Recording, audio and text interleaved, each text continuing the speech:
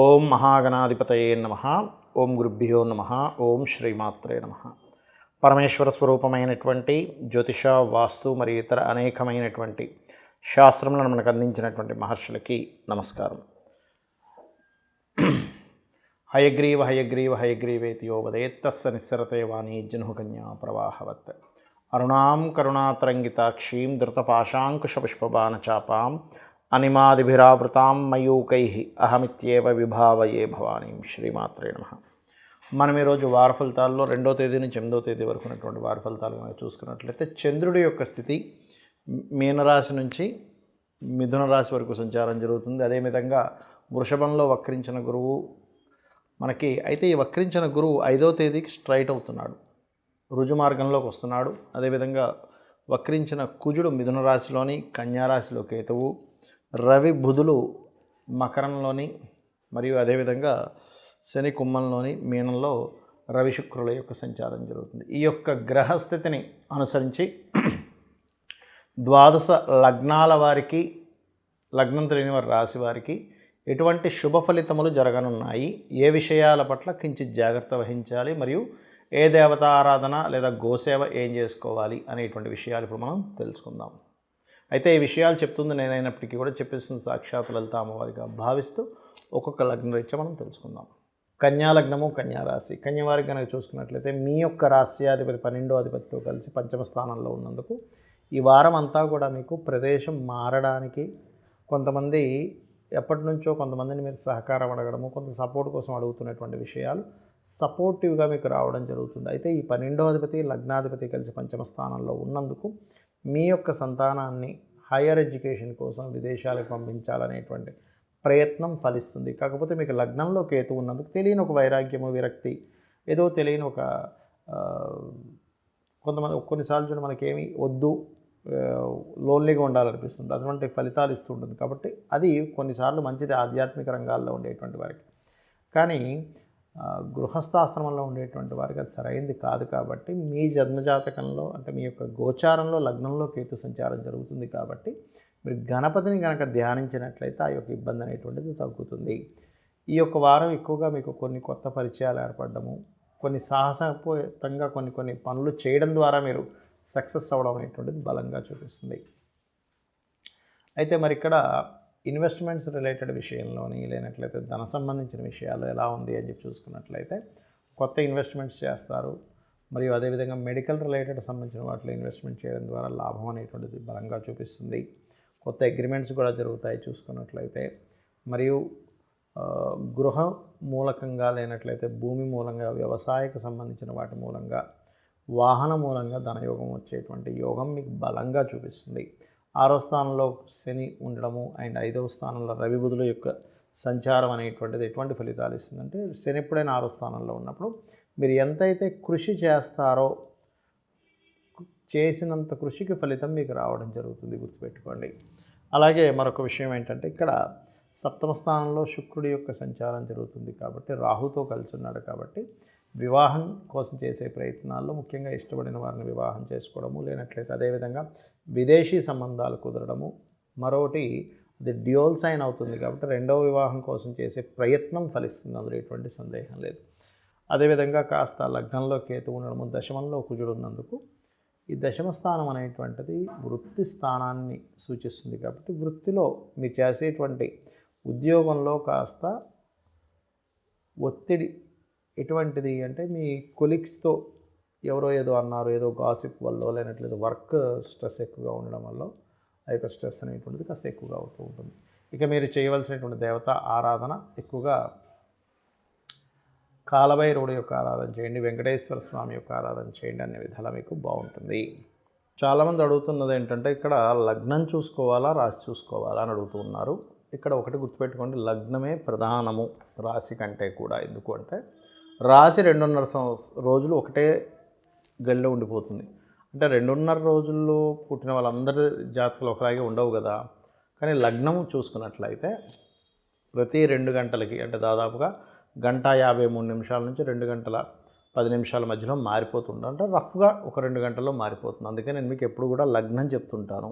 మన personal chart చూసుకునేటప్పుడు కూడా లగ్నం ఎలా ఉందో చూసుకోండి. ఎందుకంటే లగ్నం జీవుడు, ఆ పర్టికులర్ పర్సన్.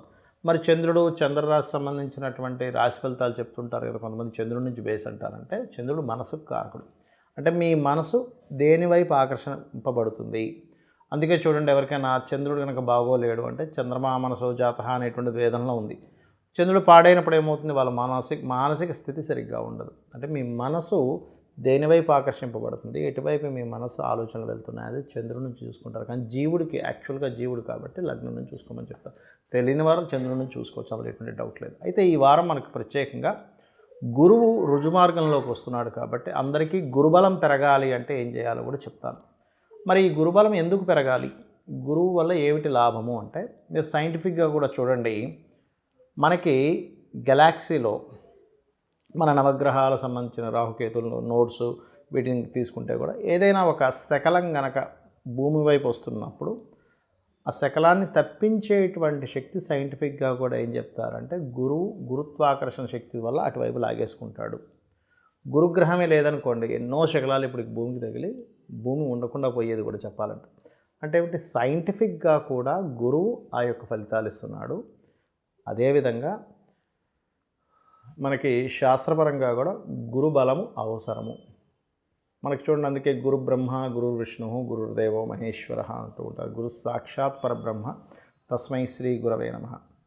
గురువు బలం ఎలాంటిదంటే, మన గ్రహస్థితి ఎలాగున్నా కూడా గురుబలం ఉంటే ఎన్ని ఒడిదుడుకులు వస్తున్నా మనం గమ్యం సేఫ్గా చేరుకోగలుగుతాం. ఇది మరి రెండు రకాలుగా ఉంటుంది ఇక్కడ గురుబలం. మీకు మీ యొక్క అజ్ఞానాన్ని తొలగించి మీకు జ్ఞానాన్ని ప్రసాదించే వాళ్ళని గురువు అంటారు. అంటే నువ్వేది నీ జీవితంలో నువ్వు దేన్ని ఆచరించాలి, దేన్ని ఆచరించకూడదు, నువ్వు ఎటువైపు వెళ్ళాలి, నీ మార్గం ఏమిటి, ఇదే జీవితం ఏదో ఈ లౌకికమైనటువంటిదే కాకుండా ఆధ్యాత్మికమైనటువంటి ప్రయాణాన్ని, భగవత్ సంబంధించినటువంటి విషయాల్ని పరిపూర్ణంగా మీకు అర్థమయ్యేలా చెప్పేవాడు గురువు అవుతాడు. అయితే ఇక్కడ మీకు టీచర్స్ ఉంటారు, అదేవిధంగా అధ్యాపకులు వేరు, ఇది అంతా సెట్ వేరు. అయితే ఇక్కడ జన్మజాతకంలో కూడా గురువు గనక బాగున్నాడు, ఇక్కడ రెండు రకాల లగ్నాలు ఉంటాయి, గురువర్గ లగ్నము, శనివర్గ లగ్నం. శనివర్గ లగ్నాలకి గురువు కోణంలో ఉన్నప్పటికీ కూడా అది ఎంతో మంచి పోర్ట్ఫోలియో వస్తే కానీ అక్కడ పూర్తి స్థాయిలో గురుబలం మీకు సెట్ అవ్వదు. అలా కాకుండా గురువర్గ లగ్నాలు ఉంటాయి, అంటే మేషము, అదేవిధంగా కర్కాటకము, సింహము, వృశ్చికము, ధనస్సు, మీనము, ఈ లగ్నాలకి గురువు కనుక బాగున్నట్లయితే కొంచెం తొందరగా మీకు కుదురుతుంది. అయితే ఏ లగ్నమైనా సరే గురువు సహజంగానే శుభుడవుతాడు. ఇక్కడ ఏంటంటే లగ్నానికి శుభుడైనటువంటి గురువు ఇంకా బాగున్నాడంటే ఇంకా ఎక్కువ శుభ ఫలితాలు వస్తాయి. లగ్నానికి పాప అయినటువంటి గురువు ఎక్కువ పాడైతే ఎక్కువ పాప ఫలితాలు వస్తాయి. మరి దీనికి పరిహారం ఏం చేయాలి? గురుబలం చదువు మీద ఉందనుకోండి, మంచి విద్యావంతుడు అవుతాడు. గురుబలం వివాహానికి సంబంధం కలిగిందనుకోండి, సరిగ్గా ఆ టైంకి వివాహం అయిపోతుంది. గురుబలం సంతానానికి ఉంటే సంతానం కలుగుతుంది. గురుబలం ఉద్యోగానికి ఉంటే ఉద్యోగంలో మంచి పొజిషన్లోకి వెళ్తారు. ఇలా ఒకటి రెండు అని కాదు, వ్యాపారానికి ఉంటే వ్యాపారము, ఒకవేళ గురుచంద్ర రాహు కనెక్టివిటీ ఉన్నట్లయితే విదేశాలకు వెళ్ళడానికి, అదేవిధంగా శనిచంద్ర రాహు కనెక్టివిటీ ఉన్నా కూడా విదేశాలకు వెళ్ళడానికి, ఇలా రకరకాల కాంబినేషన్స్ ఆస్ట్రాలజీలో చెప్పడం జరిగింది. అయితే ఇక్కడ గురుబలం లేదండి, మరి నేను గురువు యొక్క అనుగ్రహం పొందాలంటే ఏం చేయాలంటే దీనికి చాలా మార్గాలు చెప్పారు. ఒకటి, మీరు నిత్య పూజలో గంధముని ఉపయోగించి పూజించడం చాలా ముఖ్యం. ఇది గురుబలాన్ని పెంచుతుంది, పాయింట్ నెంబర్ 1.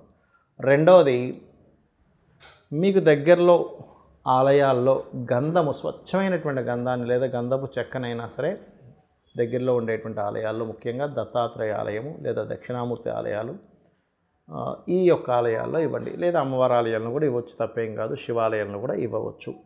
ఆ గంధపు చెక్కని చక్కగా మీరు వాడుకోమని ఇచ్చినట్లయితే కూడా మీకు సేవ కోసం మీరు వినియోగించారు కాబట్టి పుణ్యం వస్తుంది. సహజంగానే మనం పూజలో కూడా గంధం వాడినట్లయితే పుణ్యం వస్తుందని చెప్తూ ఉంటారు. పుణ్యమే మన పాపముని కొంతవరకు పాప సంబంధించిన ఫలితాలు రాకుండా ఆపుతూ ఉంటుంది, గుర్తుపెట్టుకోండి. మనం అంటూ ఉంటాం చూసారా, మీ తల్లిదండ్రులు ఏదో పుణ్యం చేశారండి అందుకే మీకు ఈ గండం తప్పింది అంటూ ఉంటారు. బికాజ్ ఆఫ్ పుణ్యం అంత ముఖ్యం అనమాట. అదేవిధంగా మూడవది, గోవులకి అరటికాయలు తినిపించడం చేయండి. దాని ద్వారా కూడా ఖచ్చితంగా మీకు గురుబలం పెరుగుతుంది.